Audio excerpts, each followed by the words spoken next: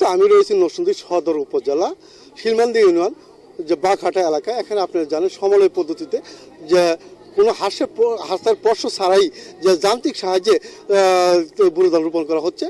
আর এই বুরো ধান জাতটি হলো যে B99 জাতের একটি উচ্চ ফলনশীল জাত। কৃষি বিভাগের সাথে আমার কথা হয়েছে, তারা আমাকে যেমনটি জানিয়েছে যে এইটা কিন্তু আসলে প্রতি শতাংশে প্রায় 1 মণের অধিক ফলন হবে বলে আমাকে জানিয়েছে। আর এই সমলয় পদ্ধতিতে চাষাবাদের আওতায় কিন্তু সম্পূর্ণ খরচ বহন করবে সরকার। এতে করে প্রায় এই ব্লকের 95 জন কৃষক উপকৃত হবে।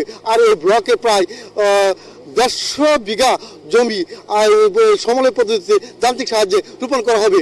এই মুহূর্তে আমার সাথে রয়েছেন যে এই ব্লকের যে কৃষি উপসহকারী কর্মকর্তা যে টিপু দেবনাথ, আমি ওনাকে জানতে চাইবো যে আসলে এই যে ব্লকের মধ্যে আমরা কৃষি যান্ত্রিক সাহায্যে যে বুরো ধান রোপণ করা হচ্ছে, এতে করে কৃষক কিভাবে উপকৃত হবে আপনি যদি একটু বলেন। ধন্যবাদ। এখানে কৃষক উপকৃত হবে। আগে কৃষক হয়েছে শ্রমিক দিয়ে আপনার ধান রোপণ করতে হতো, কিন্তু এখন আমরা কম্বাইন রাইস ট্রান্সপ্লান্টার মেশিন দিয়ে আমরা ধানগুলো রোপণ করে দিব। এতে প্রায় বিঘা প্রতি একজন কৃষক 1 বিঘা জমি রোপণ করতে প্রায় সিজনে 2 থেকে 2,500 টাকা লাগে।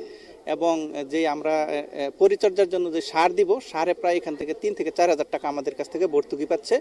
এবং ধান কর্তন করার সময় প্রায় 1 বিঘা জমি কাটতে 4 থেকে 5,000 টাকাও লাগে, আমরা কৃষকের সাথে কথা বলে জানতে পেরেছি। আর আমরা কম্বাইন হারভেস্টার দিয়ে ওই ধানগুলো কেটে দিব। সুতরাং কৃষক প্রায় 1 বিঘা জমিতে থেকে প্রায় আপনার 10 থেকে 12,000 টাকা আমরা আর্থিকভাবে মানে এরা লাভবান হবে। মানে এটা আমরা সরকারের পক্ষ থেকে করে দিব। আপনারা জানেন যে আমার সাথে যুক্ত ছিলেন কৃষি সম্প্রসারণ অধিদপ্তর উপপরিচালক টিপু দেবনাথ।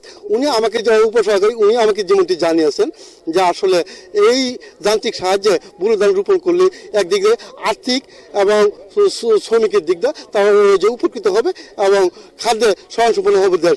তাই আপনারা জানেন যে অল্প কিছুক্ষণ আগেই কিন্তু নরসিংদী জেলা প্রশাসক মোহাম্মদ রাসেল হোসেন চৌধুরী ও কৃষি সম্প্রসারণ অধিদপ্তরের উপপরিচালক আইজুর রহমান এবং সদর কৃষি কর্মকর্তা ঠাকুরচন্দ্র ভৌমিক তিনি কিন্তু একটি কৃষি সমাবেশে অংশগ্রহণ করেন। আর এই কৃষি সমাবেশে এখানে কিন্তু হাজারো কৃষক কিন্তু এই যান্ত্রিক সাহায্যে কৃষি ধান রোপণের দেশে উপভোগ করেছেন। এই ছিল নরসিংদী বাঘহাটা কৃষি ব্লক থেকে।